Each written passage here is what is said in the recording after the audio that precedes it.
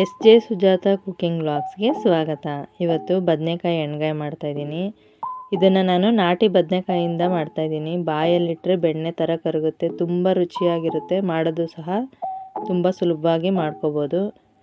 ನಮ್ಮ ಕಡೆ ಹೇಗೆ ಮಾಡ್ತಾರೋ ಹಾಗೆ ಮಾಡಿ ತೋರಿಸ್ತಾ ಇದ್ದೀನಿ. ತುಂಬ ಸುಲಭವಾಗಿರುತ್ತೆ. ಹೇಗೆ ಮಾಡೋದು ಅಂತ ನೋಡೋಣ ಬನ್ನಿ. ಮೊದಲು ನಾವು ಮಸಾಲೆಗೆ ರೆಡಿ ಮಾಡ್ಕೊಳ್ಳೋಣ. ನಾನಿಲ್ಲಿ 2 ಟೀ ಸ್ಪೂನಷ್ಟು ಎಣ್ಣೆ ಹಾಕ್ಕೊಂಡು ಒಂದು ದೊಡ್ಡ ಈರುಳ್ಳಿನ ಈ ಥರ ಸ್ಲೈಸಾಗಿ ಕಟ್ ಮಾಡಿ ಫ್ರೈ ಮಾಡ್ಕೊತಾ ಇದ್ದೀನಿ. ಈರುಳ್ಳಿ ಸ್ವಲ್ಪ ಕಲರ್ ಚೇಂಜ್ ಆದಮೇಲೆ ಒಂದು ದೊಡ್ಡ ಬೆಳ್ಳುಳ್ಳಿ, 2 ಇಂಚಷ್ಟು ಶುಂಠಿ, 1 ಇಂಚಷ್ಟು ಚಕ್ಕೆ, ಒಂದು 5ರಿಂದ 6 ಲವಂಗ, 6 ಹಸಿಮೆಣಸಿನ್ಕಾಯಿ ಹಾಕ್ಕೊಂಡು ಇದನ್ನು ಚೆನ್ನಾಗಿ ಫ್ರೈ ಮಾಡ್ಕೊಳ್ಳೋಣ. ಈರುಳ್ಳಿ ಚೆನ್ನಾಗಿ ಗೋಲ್ಡನ್ ಕಲರ್ ಬರೋವರೆಗೂ ಚೆನ್ನಾಗಿ ಇದನ್ನು ಫ್ರೈ ಮಾಡ್ಕೋಬೇಕು. 1 ಟೀ ಸ್ಪೂನಷ್ಟು ಗಸಗಸೆ, 1 ಟೀ ಸ್ಪೂನಷ್ಟು ಹುರಿಗಡಲೆ, ಇದನ್ನು ಸಹ ನಾವು ಒಂದು 5 ನಿಮಿಷ ಫ್ರೈ ಮಾಡ್ಕೊಳ್ಳೋಣ.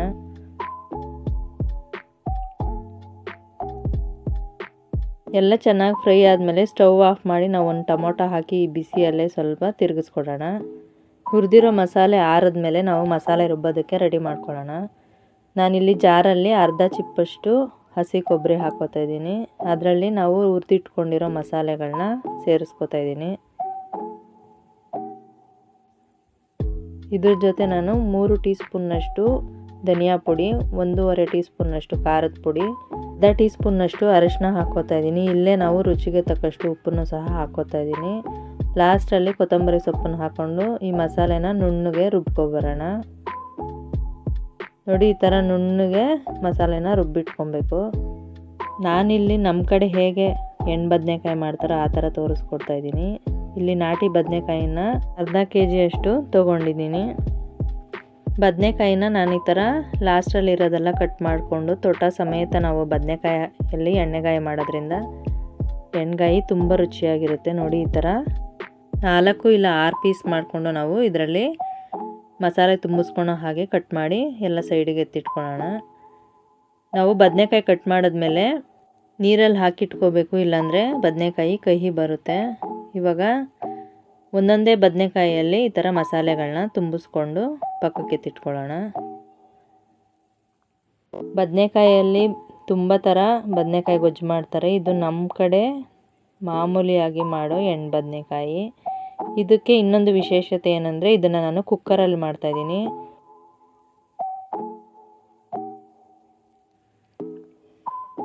ಎಲ್ಲ ಬದನೆಕಾಯಿಗೂ ಮಸಾಲೆ ತುಂಬಿಸ್ಕೊಂಡ್ಮೇಲೆ ನಾವಿವಾಗ ಒಗ್ಗರಣೆಗೆ ರೆಡಿ ಮಾಡ್ಕೊಳ್ಳೋಣ. 2ರಿಂದ 3 ಟೇಬಲ್ ಸ್ಪೂನ್ನಷ್ಟು ಎಣ್ಣೆ ಹಾಕೋತಾ ಇದ್ದೀನಿ. ಎಣ್ಗಾಯಿಗೆ ಸ್ವಲ್ಪ ಎಣ್ಣೆ ಜಾಸ್ತಿ ಇದ್ದರೆ ಚೆನ್ನಾಗಿರುತ್ತೆ. ಅರ್ಧ ಟೀ ಸ್ಪೂನ್ನಷ್ಟು ಸಾಸಿವೆ ಹಾಕೋತಾ ಇದ್ದೀನಿ. ಸಾಸಿವೆ ಸಿಡಿದ್ಮೇಲೆ ಒಂದು ಈರುಳ್ಳಿನ ಈ ಥರ ಸಣ್ಣಗೆ ಕಟ್ ಮಾಡಿ ಕರಿಬೇವನ್ನು ಸಹ ಸೇರಿಸ್ಕೊಂಡು ಒಗ್ಗರಣೆನ ಚೆನ್ನಾಗಿ ಫ್ರೈ ಮಾಡ್ಕೊಳ್ಳೋಣ. ಈರುಳ್ಳಿ ಸ್ವಲ್ಪ ಪಿಂಕಿಶ್ ಆಗಿದ ತಕ್ಷಣ ನಾವು ಬದನೆಕಾಯಿನ ಈ ಒಗ್ಗರಣೆಗೆ ಹಾಕೋಬಿಡೋಣ, ಇಲ್ಲಾಂದರೆ ಈರುಳ್ಳಿ ಸಹ ಸೀದೋಗ್ಬಿಡುತ್ತೆ. ಈ ಬದನೆಕಾಯಿ ಸಹ ನಾವು ಕೆಂಪಗಾಗೋವರೆಗೂ ಫ್ರೈ ಮಾಡೋದ್ರಿಂದ ಈರುಳ್ಳಿನ ತುಂಬ ಏನು ಕೆಂಪಗೆ ಫ್ರೈ ಮಾಡಬೇಕಾಗಿಲ್ಲ.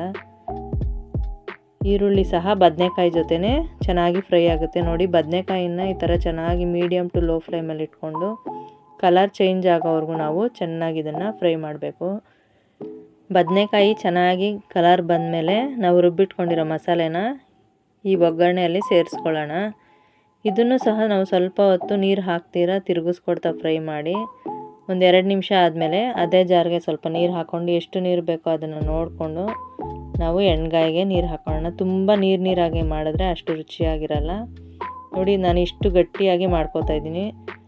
ಇವಾಗ ಕುಕ್ಕರಲ್ಲಿ ಮಾಡ್ತಾ ಇರೋದ್ರಿಂದ ಲಿಡ್ಡು ಕ್ಲೋಸ್ ಮಾಡಿ 2ರಿಂದ 3 ವಿಸಿಲ್ನ ನಾವು ಬರ್ಸ್ಕೋಬೋದು. ಕುಕ್ಕರಲ್ಲಿ ಮಾಡೋದ್ರಿಂದ ಬದನೆಕಾಯಿ ನುಣ್ಣಗಾಗ್ಬಿಡುತ್ತೆ ಅಂದ್ಕೊತಾರೆ. ನೋಡಿ, ಒಂದೊಂದು ಕಾಯಿ ಹೇಗಿದೆಯೋ ಹಾಗೇ ಇದೆ. ಬದನೆಕಾಯಿ ಯಾವುದೇ ಕಾರಣಕ್ಕೂ ನುಣ್ಣಗಾಗಲ್ಲ. ರುಚಿಯಾಗಿರೋ ಬದನೆಕಾಯಿ ರೆಡಿಯಾಗಿದೆ. ಇದಕ್ಕೆ ಲಾಸ್ಟಲ್ಲಿ ಕೊತ್ತಂಬರಿ ಸೊಪ್ಪು ಹಾಕ್ಕೊಂಡು ಬಿಸಿ ಬಿಸಿ ಇರೋವಾಗ ಅನ್ನ, ಚಪಾತಿ, ಮುದ್ದೆಗೆ ತುಂಬ ರುಚಿಯಾಗಿರುತ್ತೆ. ನೀವು ಟ್ರೈ ಮಾಡಿ ಹೇಗೆ ಬಂತು ಅಂತ ನಮಗೆ ಕಮೆಂಟ್ ಮಾಡಿ. ಈ ವಿಡಿಯೋನ ಲೈಕ್ ಮಾಡಿ, ಶೇರ್ ಮಾಡಿ, ನಮ್ಮ ಚಾನಲನ್ನು ಸಬ್ಸ್ಕ್ರೈಬ್ ಮಾಡಿ. ನಾನಿಲ್ಲಿ ಚಪಾತಿ ಜೊತೆ ಬದನೆಕಾಯಿನ ಸರ್ವ್ ಮಾಡ್ತಾಯಿದ್ದೀನಿ.